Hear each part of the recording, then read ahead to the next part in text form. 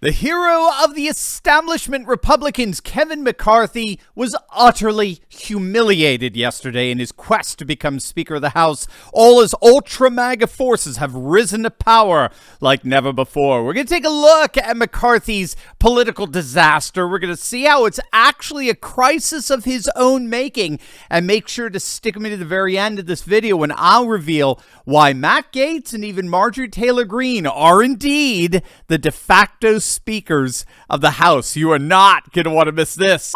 Yesterday, Rhino-in-Chief Kevin McCarthy was dealt one defeat after another by members of his own party, losing 3 successive rounds of votes for the congressional leadership position he so aspires to achieving. It was the first time in over 100 years that a candidate for Speaker lost on multiple ballots. The political humiliation was palpable for both left-wing and right-wing media. It wasn't just CNN that dunked on McCarthy. Even Fox News anchors like John Roberts admitted the threefold rejection was nothing short of a, quote, unmitigated disaster for McCarthy. In fact, the humiliation was so bad, it provoked the ire of boomer Republican commentators like Sean Hannity, who excoriated the 20 Republicans for turning the Republican-led Congress into a clown show. Mark Levin as well as trashing particularly Matt Gaetz in his opposition to McCarthy. You know, I've got to just say,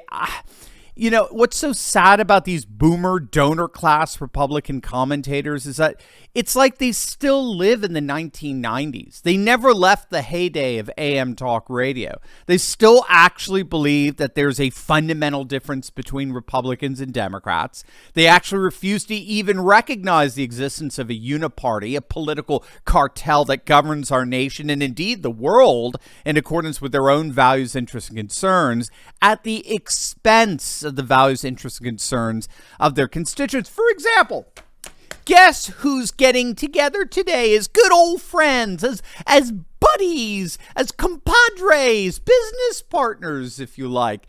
Can you say Mitch McConnell and Joe Biden? That's right. McConnell and Biden are chumming it up together today in celebration, I kid you not, in celebration of that monstrosity of a bill, that $1.2 trillion infrastructure bill that McConnell and 18 Rhino Republican senators voted for because they hate you, because they despise you. They would rather make Democrats happy than make you happy. And McConnell's purposely getting together with Biden today just to rub it in your face. This is what makes the boomer Republican establishment media, the Hannitys, the Levins, look so pathetically out of touch. They don't see that the world of the 1990s doesn't exist anymore. Moreover, they seem to have a hard time recognizing that all of this is a crisis of McCarthy's own creation. We talked a lot about this in the leading up to the midterms. McCarthy did everything he could to thwart the campaigns of ultra-MAGA Republican candidates precisely because he didn't want to lose the speakership again. Remember back in 2015 when crying John Boehner was forced to resign because he was such a pathetic Rhino sellout? McCarthy made his move to become speaker, only he had to withdraw because the Tea Party populists and the Freedom Caucus turned on him. They saw him just as a John Boehner, 2.0. And McCarthy thought he could avoid that fate again if he got the majority back, but while at the same time made sure that the ultra-MAGA candidates didn't win. He deliberately sabotaged Madison Cawthorn's primary. He sabotaged Joe Kent in Washington. He even kept Liz Cheney on to her leadership position long after she voted to impeach President Trump and revealed the slime ball she really is. And now the chickens are coming home to roost, as it were. This is a crisis of McCarthy's own creation. The irony in all of this is that the smaller the Republican majority, the more leverage the ultra-MAGA members have over McCarthy.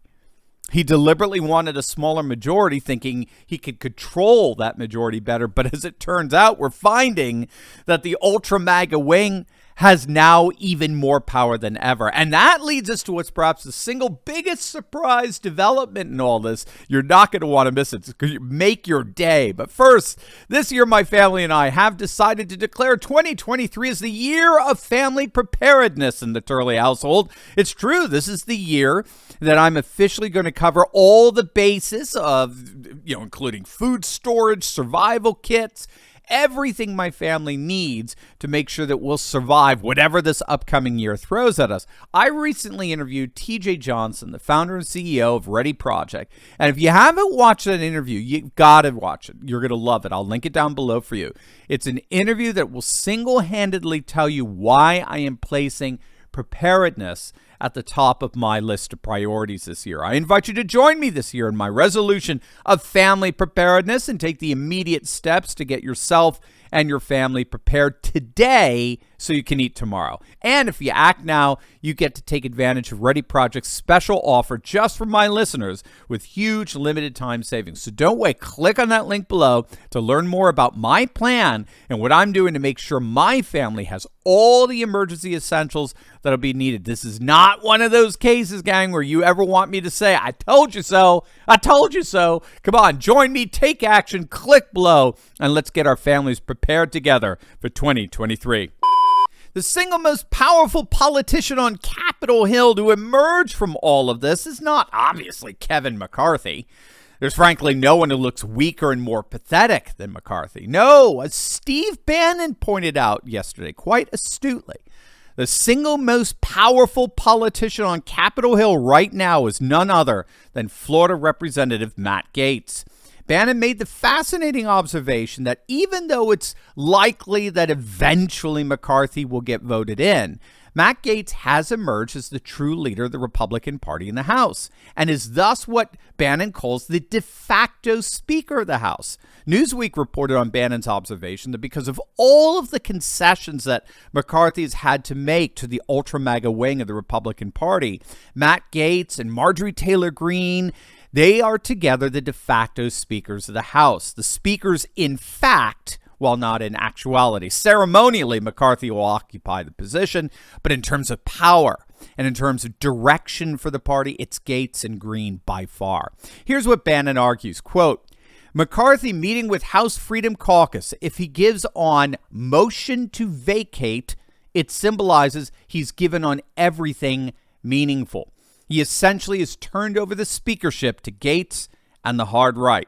So what that means is McCarthy's agreed to lowering the number of congressmen who can push for a floor vote to remove a sitting speaker. So as I understand it, McCarthy's agreed to lower it to 5 members of the House. So now it would only take 5 members of the House to push for a floor vote to remove a sitting speaker, which renders the speaker obviously very, very vulnerable to revolt within his or her own party. That's what Gaetz wants. In fact, as I understand it, Gaetz is holding out to make sure that number comes down. He thinks 5 members is too high of a threshold, whatever it is.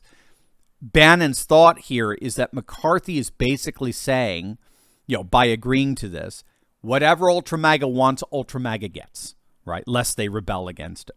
So this, in effect, makes Matt Gaetz and Marjorie Taylor Greene the de facto leaders of the congressional Republicans. So obviously we'll see how things continue to flesh out today, but there's no question the establishment Republican Party is on their heels. They're getting utterly humiliated in front of the entire nation.